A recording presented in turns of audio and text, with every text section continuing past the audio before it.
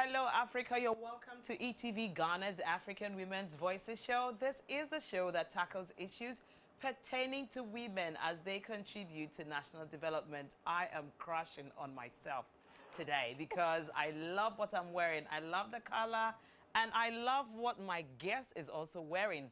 And I want to say a very big thank you to Afariwa Styles for making me look this beautiful. You can locate Afariwa Styles at Osu or along the Teshinungwa Road at the container bus stop.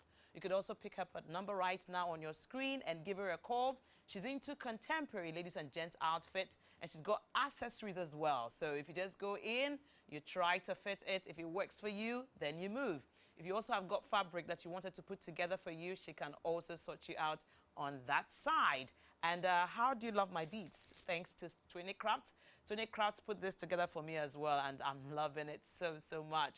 I'm rocking it. I rock it on contemporary outfit, on traditional outfit, party outfits, whatever kind of outfit you've got, just put on your Twinny Crafts beads and it will make you stand out in style. We also have Leap Tomato Mix, watching our backs and protecting us when it comes to the best of the best jollof rices.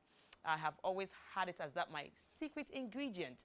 People always wonder what makes my jollof rice tasty. It's actually Leap Tomato Mix. So get yours today. We also have got Chana Sheto, Ghana's #1 pepper sauce.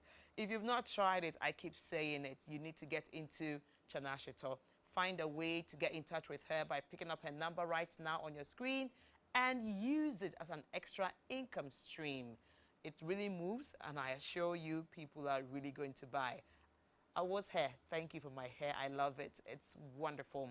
And we are celebrating Taste Ghana this week. If you've been following us, you know the month of September has been dedicated to celebrating Ghana, and this week has been about our food. But before we go over to what food we're looking at today, I'd like to introduce my guest. She is the lovely Mrs. Theresa Mami Ekua Gali. Welcome to African Women's Voices show. Thank you, Eunice. Yeah, she's very familiar on this platform. Those of you who watch me all the time, you know she's very familiar, and she's from Society for Family Health International Ghana. She's a country manager, and today we are talking about busting the myths around contraception. People say so many things, and even before we started, she told me one thing. She said something about, do you know that people think that condoms actually make the man's organs smaller? Have you heard that? People think that way. When we return, we are going to talk about that part of it. She will explain to us whether it is true or false. But first, let me link you to the information we've got today for you around Ghana's food. And then after that, we'll return and we'll continue with the conversation. Right now, see what delicacy it is I'm presenting to you. And it is brought to you by kind courtesy of Sweet Ajele. To stay tuned.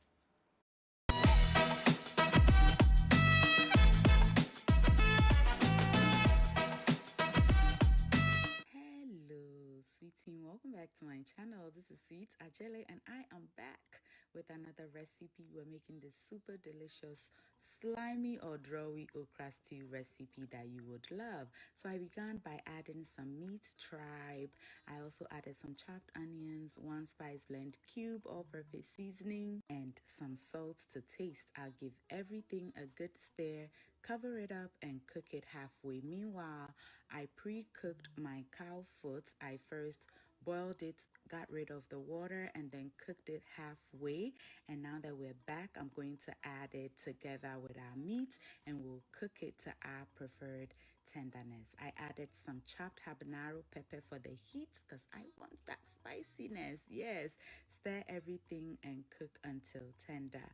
In a separate pot, add some palm oil and allow it heat up. To that, add some sliced onions and allow it cook for about 5 minutes or until it is translucent.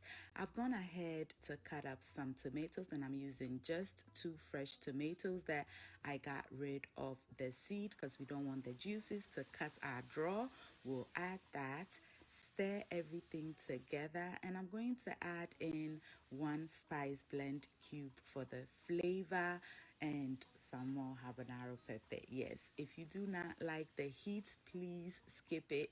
This pepper wasn't too hot, so I'm able to add as much as I want. Stir and cook until your tomato softens up beautifully like this. Season with some shrimp powder. You can use beef, chicken, mushroom, whichever agrees with you. We want to stir and allow it simmer for about 8 more minutes or until our stew is done. Our meat is nice and almost there, and I add in the wele because the wele was soft and I don't want it to melt in my mouth. I want it to be gru-gru, so I add it in the end. At this point, our stew is ready to take in our protein, so we're going to go ahead and add in the amount of meat that we need. You can add all of it or you can add just enough. I realized I made a lot, so I'm just going to add enough, and then I'll add in the stock for the deliciousness. As you can see, I cooked the whole stew with no salt. That is because once you add in the stock, it'll give you all the flavor that you need. Give everything a stir and allow it to continue simmering for about 5 to 8 minutes. While that is going on, I had some hot water going. I'll add in my okra. To that, I'll add 1 cube of my ginger paste. I also added a pinch of baking soda, but I lost the clip. You can add it or not, just a little bit, because too much will discolor your okra and we don't want that. I like it very drawy or slimy, but if you don't, skip it. Bring it to a boil. As soon as it boils, it is ready. No overcooking here. So our okra is ready. Our stew is ready. We combined the two.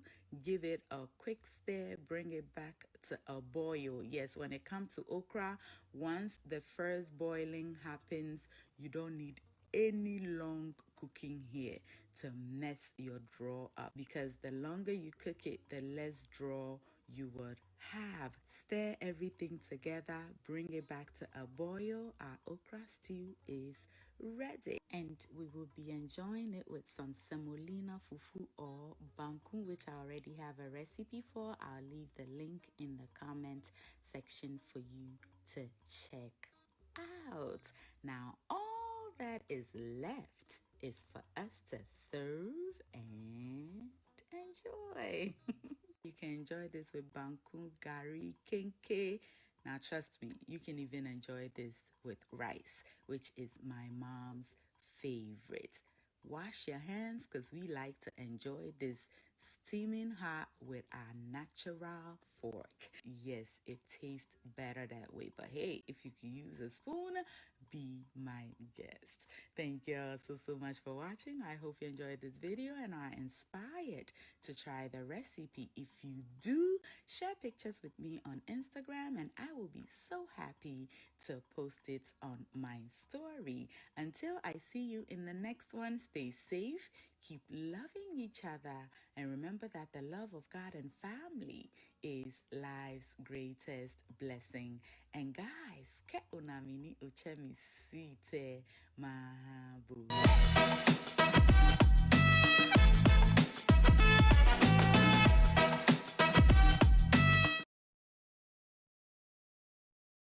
And you're welcome back to ETV Ghana's African Women's Voices show. I hope you followed the recipe and you're going to be preparing delicious okra soup, the slimy one, tomorrow or over the weekend.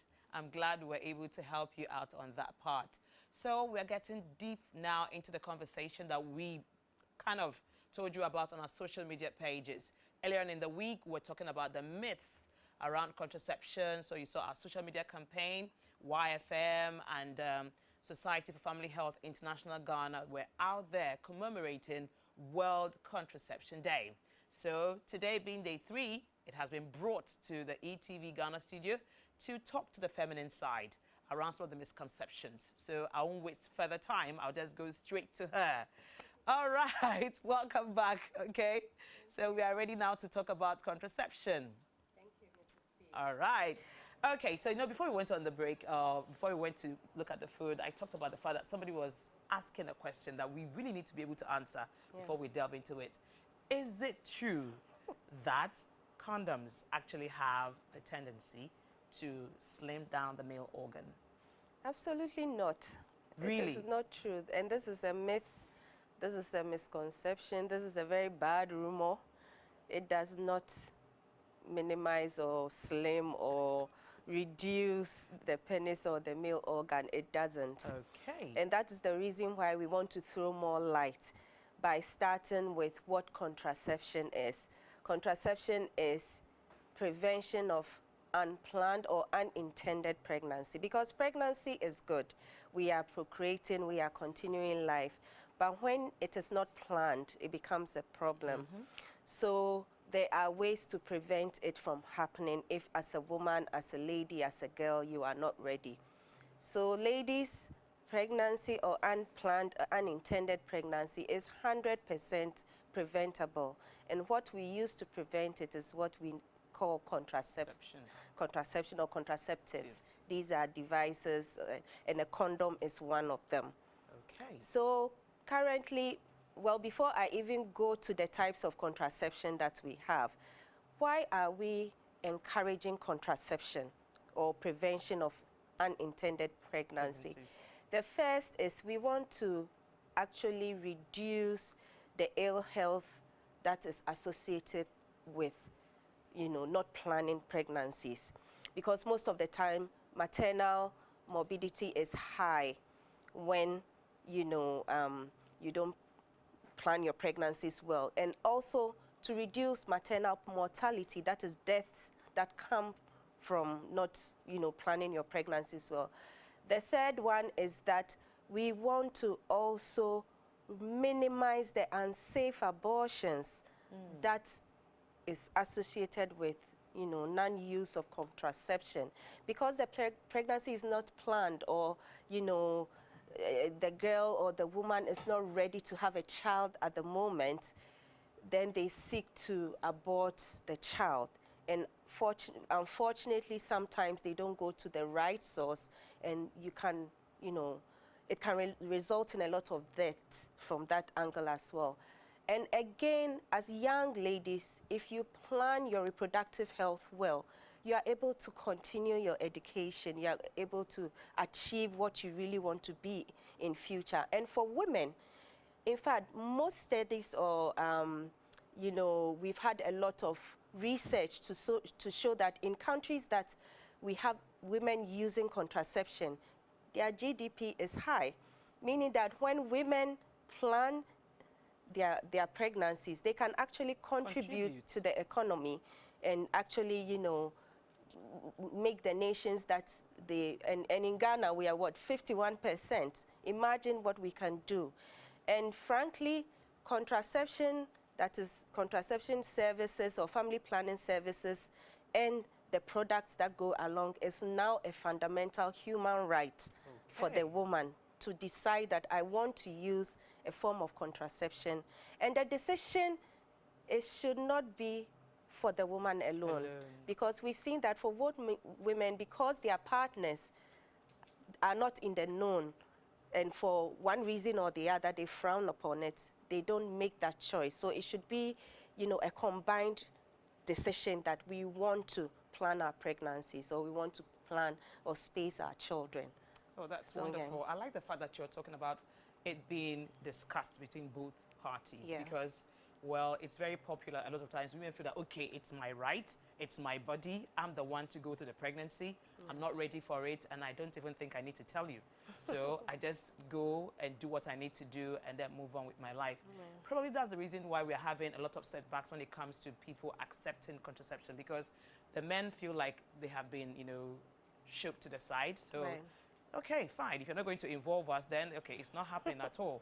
So it means to say that Society for Family Health International Ghana is saying that if you want to engage in contraception, you need to be able to get your partner involved as well.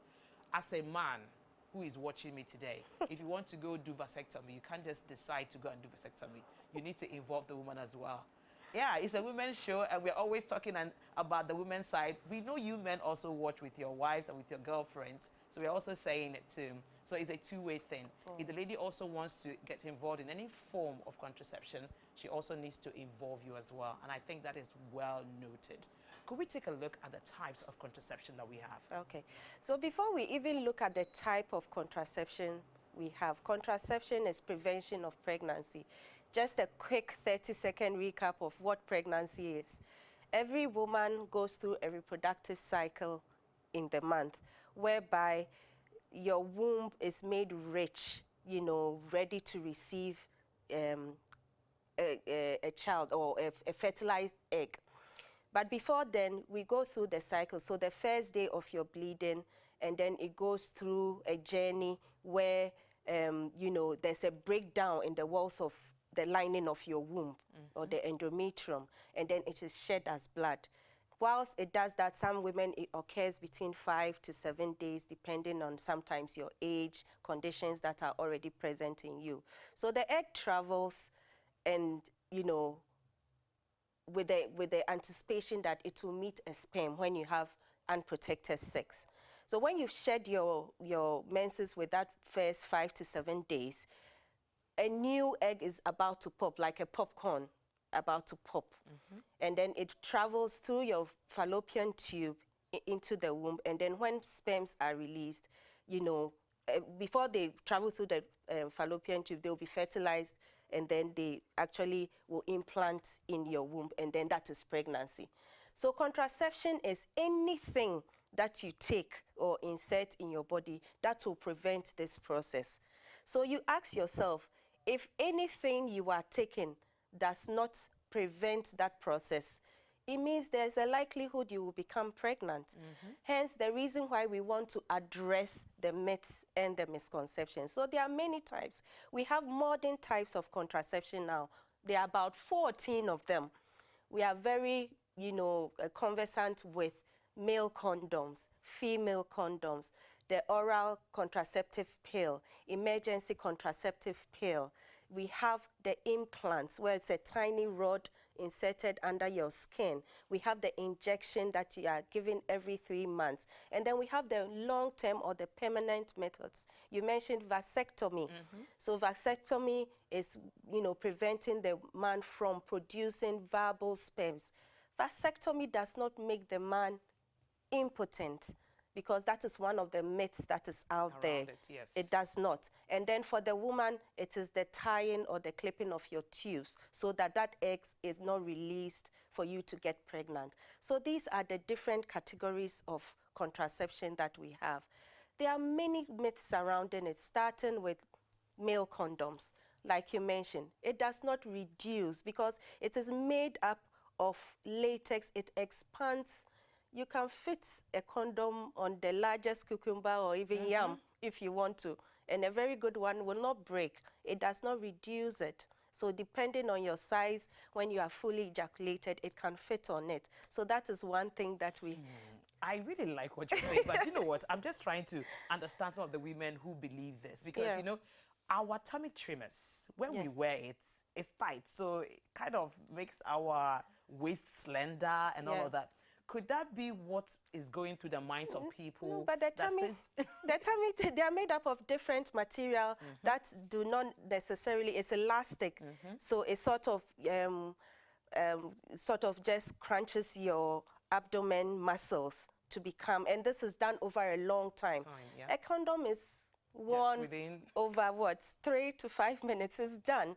There's no way. Even if you have multiple sessions in a day, it does not. The second myth about condoms is that once you are seen to be in possession of that, it means that you are promiscuous as a woman or as a lady.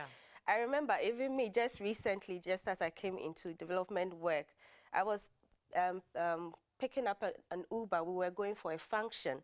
And then I sat in the car, but my handbag fell, and the samples I had, and then the driver kept looking at me suspiciously. He had absolutely no idea. What is this woman? This is your job. Yeah, what is this woman going with this number of condoms, you see? But then we always say that the smartest woman in the room is the one who has made the choice that I want to carry a condom. And condoms, we make a lot of noise about them as contraception because it's very short term. You can decide, I want to use it at the time, and then it is done. And condoms are the only contraceptives that prevent you from catching sexually transmitted infections, including HIV, infections, which is very big for us as a country here. So each time you want to have any sexual intercourse and you decide that a condom is your form of contraception, you can use it. And when you are ready to have a child, you don't use the condom. And then if it is a partner you are with long term, you can have that child. So that's like a short-term form of contraception. The oral pill, it requires a lot of discipline for you to be able to take every day, remember to take it. Yes, there's room for when you miss a pill or two. We say that take it immediately, but if you know you're going to have unprotected sex, add a condom to it. Or even if you've had unprotected sex and you miss the pill, you take your emergency contraception even if you are on the pill. So that's a sort of medium term. The injection is also medium term because you take it and it protects you for 3 months. So within the year that we have 12 months, you just go for the injection 4 times in a year. And as at the beginning of this year, Ghana's National Health Insurance has made this free on the National Health Insurance. So that as a woman of reproductive age, you can go for the injection and then you have your peace of mind for the next 3 months. And you will not be stigmatized. Exactly. Because what we're saying right now, when people see you carrying the condom, they think you're promiscuous. And now you walk in every 3 months to say, okay, I want to take the injection. Yes. There are no barriers. Yes. So there are 4 types of types that is on the National Health Insurance now. The injection that I have mentioned, then the implants, the one that you insert under your skin as the rod, that one lasts for 3 years. So when you insert it under your skin for the next 3 years, and all these methods have more than 99% protection if done correctly or used correctly. Even for condoms, we say that condoms should be worn from start to finish. Condoms should be worn before any playing or any brushing, as they will say, is done, because it should prevent the exchange of semen, vaginal fluids, and then blood, so that you don't have any transfer. Because the fluid that comes out of the man's penis before he finally ejaculates sometimes can contain sperm cells that can impregnate. So you say, oh, but we wore a condom. At what point did you wear the condom? So that is it. And the long-term one, vasectomy and the tubal ligation, the tying of the tubes, is also present. So these 4 are on the NHIS if you have the NHI card as a woman in Ghana. And this is really a game changer for us as a country, because most of the other countries in the sub-regions do not have that. Wow. This is absolutely interesting. I am going to be reading some of our comments on Facebook because I already feel it buzzing and buzzing and buzzing. People have got 1,001 questions to ask around contraception. We'll go for a quick commercial break. When we return, I get to read your comments. Do not go away.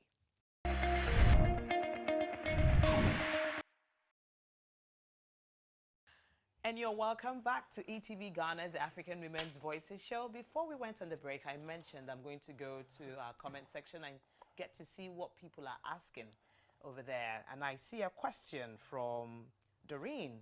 And Doreen says, I have heard so many things about contraception, but the one that is still not clear to me is the use of the IUD. Okay. And the question she's asking around the IUD is that, she says, is it true that the long use, so she means the prolonged use of the IUD can cause one not to be able to have children when they are ready? Thank you very much. Yes, so it's all part of the device use or the myths and misconceptions. We categorize contraception, as I did, short-term, medium-term, and then long-term. For women who are still planning their pregnancies or planning their families, we always say that it's good to use the medium to long, short to medium. That way, your reproductive cycle is able to reboot quickly, and then you are able to have your, menstruation as normal, ovulating, and then you can get pregnant, because most of these contraceptive methods prevent you from ovulating. The IUD is a long-term. It's not permanent. It is reversible. Okay. Once you remove it from the womb, you should be able to have children. There are two types of IUDs. One is usually last over 3 to 6 years, and the other one for 10 years. So for example, and these should be put in by experts.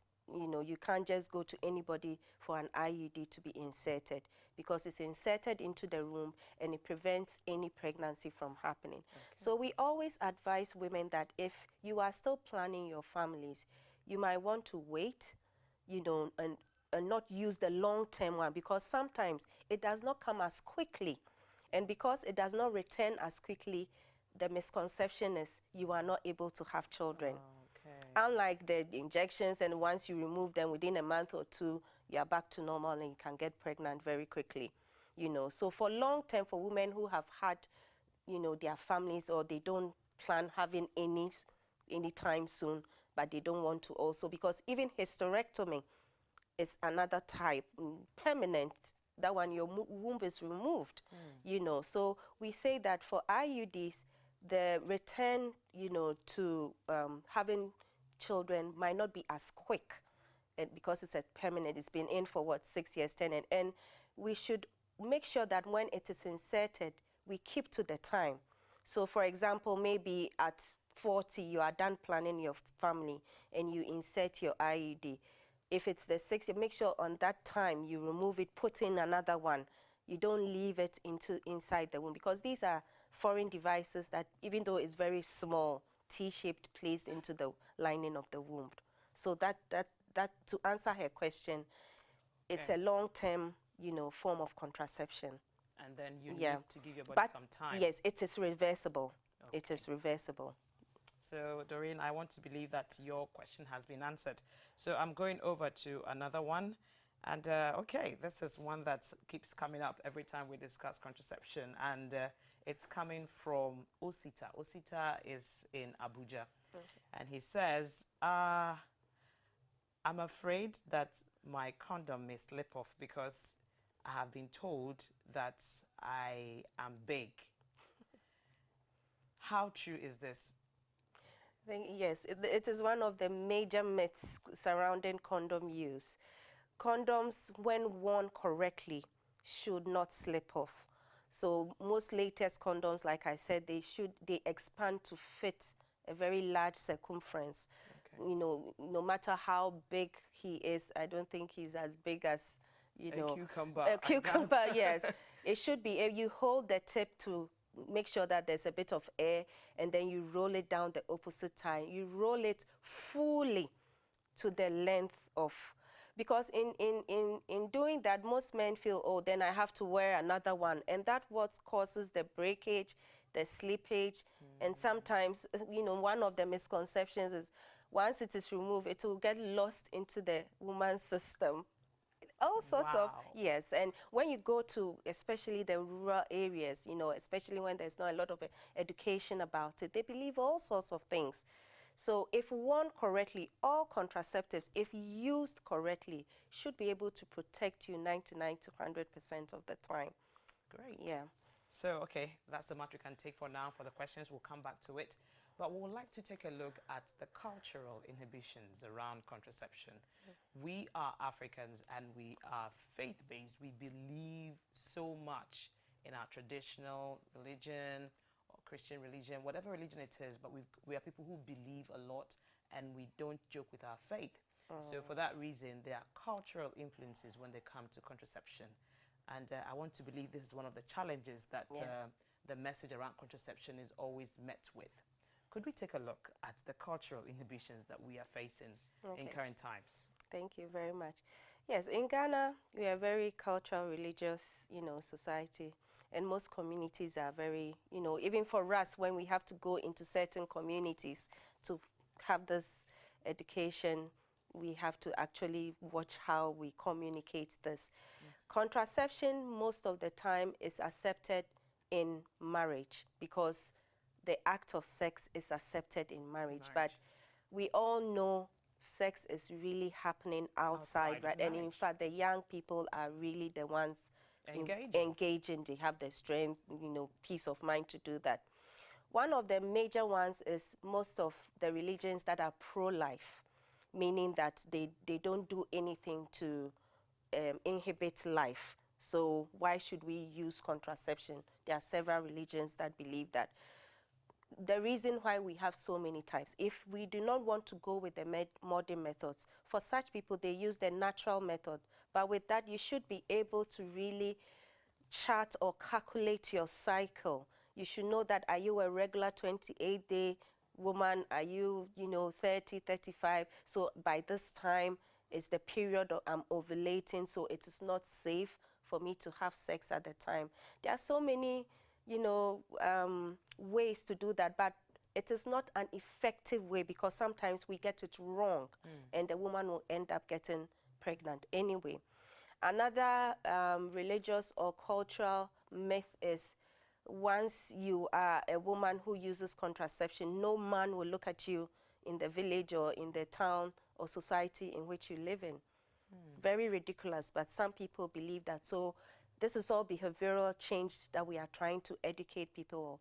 For some, the royal family, we are royals. We do not use contraception. So if you are from the royal blood or from the royal line, you do not have to use contraception. So many, it's a sensitive subject, but we respect where they are coming from. We try to meet them halfway, because you ask yourself, these are people who believe in these things, but you don't see them having 10 children. So what are they doing? What are they doing different? They are doing some form of normal contraception, maybe not using a device, a short method or a long method, until maybe the woman gets to, her menopausal stage, and then it ceases naturally. The other, category of myths falls under the sexual activity itself, like we've mentioned. And this is mostly the young people, they believe that once the woman does not have an orgasm or come, she will not get pregnant. Really? Yes. Yes. The second one is, if she's on top, then the sperms can't travel that far, so she won't get pregnant. That's also another myth. Yes. So, but some people actually believe that there are some sexual positions that make you not to have children. It's not true. So it's not true. You see, the sperms are in semen, and they shoot up and travel so far. And, they are able to live in you for averagely 4 days. So you are not going to be in the upright position. Some people believe that when they, wash up immediately. How far up do you wash up? Some people believe if they douching is already bad as it is, because you are already, interfering with the balance of microorganisms, in your reproductive area already. And all these are myths and misconceptions. Now we are finding that some of the young, women and men, the adolescents, that when they take hard drugs before going into sexual activity, they are not going to get pregnant. Yeah, so they are taking in, hard drugs before they do it. All this, and we are saying that beyond pregnancy, sexually transmitted infection, including HIV, is something that even for this year we have seen an increase, a significant increase that is worrying, because we have done well as a country trying to keep, HIV infection at a certain level, but it's going up. And these are because of the myths and misconceptions surrounding, the use of and then the sexual activity. So these are some of the things. And then when we come to the pills, the popular one for women is, it makes me fat. And then the bleeding changes. I want to address the bleeding changes. Most of these products are hormonal, because for you to have your menstruation is because of what the brain sends and the hormones that are produced. The contraception is to, cause an interference in the production of these hormones. So definitely within the first 3 months of starting a major contraception, like getting the injection or having the implant or taking the pill, you will see some abnormal, trend in your bleeding, but it should go away. We always say, weigh the risk to the benefit. Okay. Going through some women too, right away, their body just, adjust, and also for you to have your first contraception, you need to talk to a health professional, because there are so many questions that we'll ask to rule out. If you have some sort of cardiovascular, history, and so if you are a smoker, if you are a certain age, all these will determine the type. If you have a certain family history, it will determine the type of contraception that you should be on. So you don't just get up and then, even at the okay, I like the IUD, I'm going for it. or because my friend took it. Even if you are twins, your physiological system is different. You might, respond differently if you even went on the same type of contraception. So these are the myths that we try to break. And then another thing we heard was the implant sucks the blood out of you so you become slim. Okay. So there's this myth around contraception making you add weight. And then there's another one that will suck your blood for you to slim. So in fact, unfortunately, every health, index has been associated to contraception or family planning. We don't know why. Somebody will have developed diabetes in future. Oh, it must have been the contraception I took in my teens. Somebody will develop some type of cancer, which might be even family linked. Oh, it must be the contraception that I took. Unfortunately, we always blame the so contraception. unfortunately, we've done a lot. The Ghana Health Service, Ministry of Health, Ghana has done very well. But it will surprise you to know that contraceptive intake in this country is only 25%. 25? 25. And we have a target to reach in 2030 to make sure that every reproductive, woman has access to these products, or knows about the services of contraception and makes the decision that I want to use it. 25%.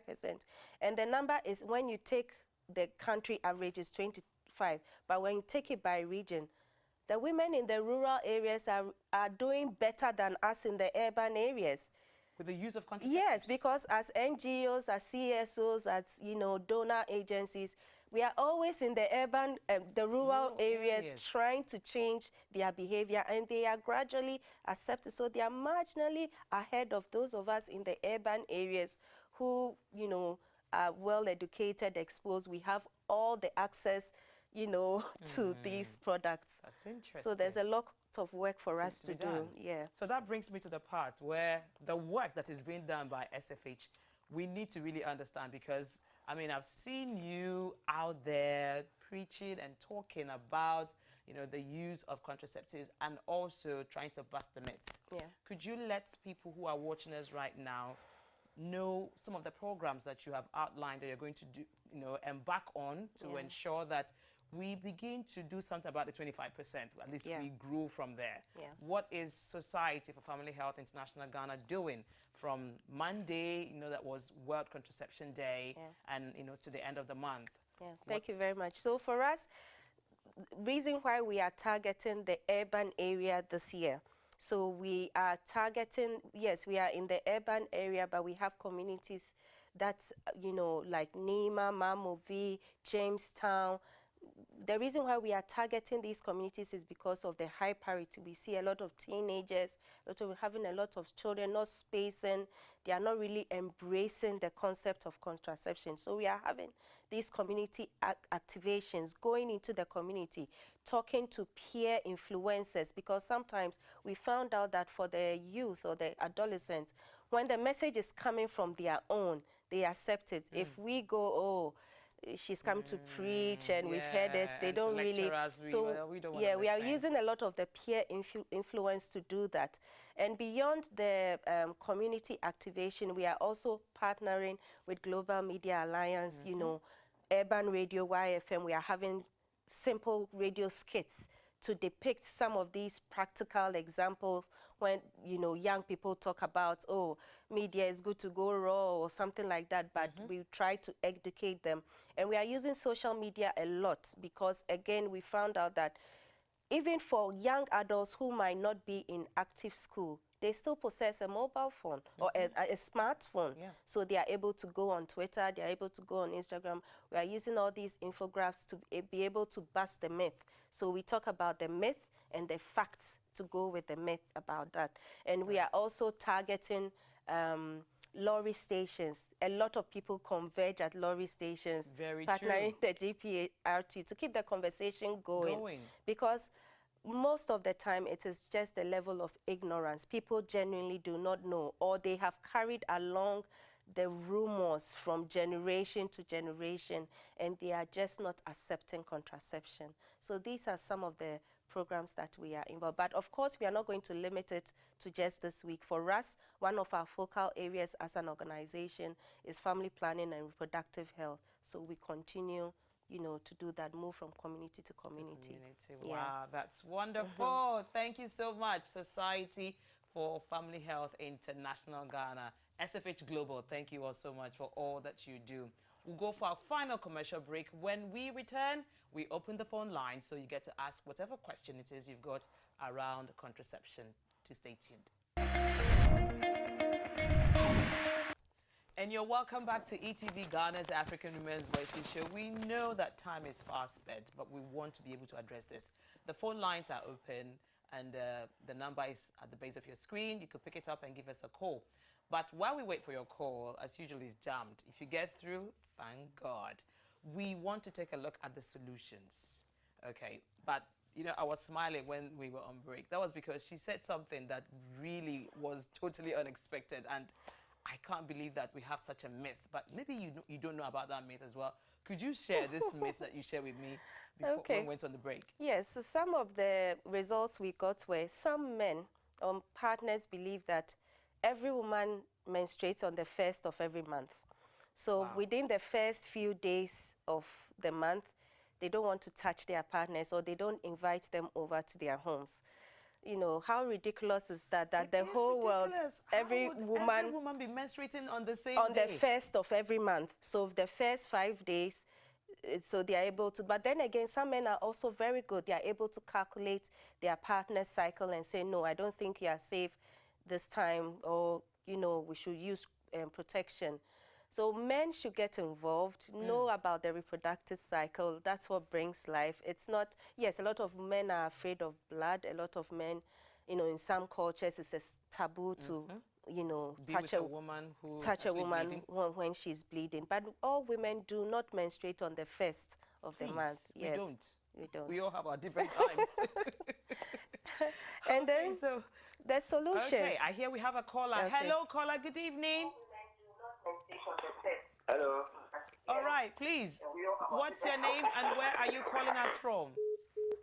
The line is jammed. Oh, please try again, okay? Okay. Yeah. So by solutions, quickly, and this is all part of what we are doing. One of the barriers we found out was health workers are doing very well in this country. It will amaze you. Health workers don't have anything to work with, but we are encouraging women, you know, with the use of contraception. However, sometimes the attitude of health workers prevents, especially the adolescents, they don't even want to go and seek the correct information. And each time a myth is brought in front of you, the health worker, or the general population, we should break it or debunk it each time. That's one of the solutions. And also, as a country, like what we've done, make the products available. Some of it is on NHIA. Most of these family planning or contraceptions are very affordable, that we can access anywhere, whether male condoms or emergency contraception. So for us, as a social marketing organization, it is very affordable because we want every woman to access it. Yeah, very affordable. And the flavors too are very interesting. Yeah, exactly. We make it exciting. The flex strawberry. We have bubble gum, chocolate. The brown sugar. The chocolate flavored. You know, we make it interesting for the youth to use, you know. So these are some of the solutions, and also policy to make sure that, as we've seen the numbers, let the message go across. Let's go into the communities where we have the heavy misconceptions, you understand, for them to know, you know, let's hear what they have to say, because sometimes we are in a hurry to give them the information, but what baseline information do they have? Can we build on that? So that is some of the solutions. And personally, when you become informed, you need to make the choice as a woman. It's your fundamental human right to decide, I want to plan my pregnancies, or because of what I want to do with my education or with my trade or with my work, I want to space my children. Let's discuss it. Let the men have been very supportive, and we have more men becoming supportive. This generation of men are doing well than our fathers did. Our fathers did. So I'm sure that as we become more informed, so information, information, information, debunking the myth each time it comes out. And most of you know, NGOs, so for Society for Family Health, we have an open line where people bring in their questions, their doubts, we clarify it, and then we provide, you know, the products for them. So all these are, you know, solutions that we are actually, each time, if you are in a peer group and somebody says something ridiculous, we have to debunk it. The facts are there, and it's not true. It will not, you know, travel to the heart or get lost in your system. Yes. All right, thank you so much. I have had a great time with the country manager of Society for Family Health International Ghana. She will definitely come back, as we always get her to come back to talk to us about issues around reproductive health. So please, if you have any further questions, reach out to them on social media. Look for them, Society for Family Health International Ghana, and they will respond to your questions. So until we meet next week, do enjoy the rest of our interesting lineup for you. Bye-bye.